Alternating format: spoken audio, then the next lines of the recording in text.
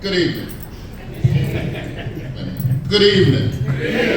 One more time for the HOGO girls. Good evening. Right. Now, before I get too deep into this, and let y'all know right now, I am very upset.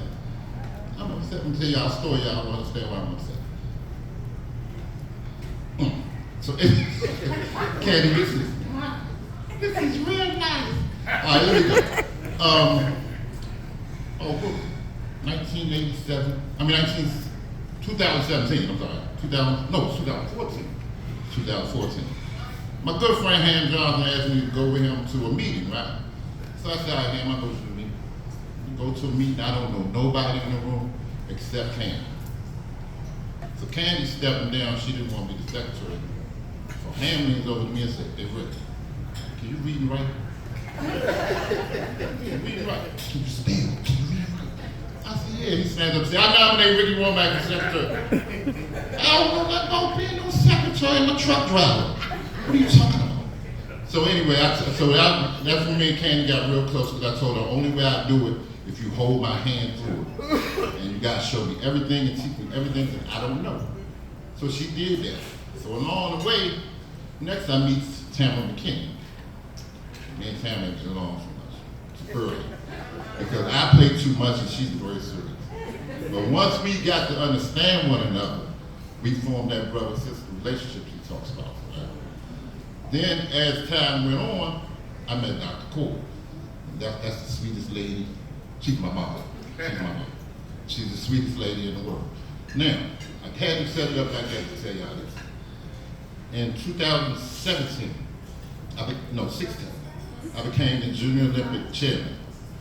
And, you know, I've been in boxing for a while, and the first thing I noticed was these kids are the best kids in the country. But they'll win the locals, they'll win the regionals, but the nationals will be in Jablip, Montana somewhere, and they can't afford to get there. So I said, you know what, Candy? I'm gonna try to raise some money. I'm gonna start raising money. So that year, the nationals was in Dallas. So I said, Candy, we're gonna raise this money. So with the help, so I went to Dr. Corder, I told her what I wanted to do. She said, Ricky, any show you do to raise money for the kids, you don't have to pay. Okay, cool. Then so we started doing shows. Dr. Corder would do the shows for free. So I come up with the idea, I want to do the Howard Theater. Everybody thought I was crazy, I really did. But I got it done with the help of Candy and Tamara. Without them two, I couldn't do it. All I got is the idea. I don't have the brains. They got the brains. So, with that being said, we took 31 kids to Dallas, Texas, and raised over $27,000 in 7 months. Back it up the next year, took them to West Virginia, raised another $25,000. You understand? They came up with the idea, they fundraising and how to do for these kids, you know?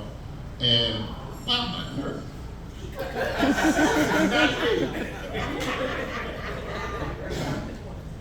Okay, I'm gonna go. But anyway, if anybody is for these kids, these three ladies are for these kids. Dr. Corder has a radio show called Village Talk. I was about to say it takes a village, but it takes a village. But a radio show called Village Talk. It's on 1450 WOL AM dial. So look, man, if anything y'all can do to help this cause, man, because one thing I do know about these ladies, they care about this boxing community, they care about all these champions that we have, and like I said, that's what I was getting at. You know, all them kids that couldn't get to Jablip, Montana, they went to Dallas and won the national team trophy. We came home with 4 golds, 6 silvers, and 7 bronze, something like that, and the national team trophy. If anybody wants to see it, I got it at home. Good night.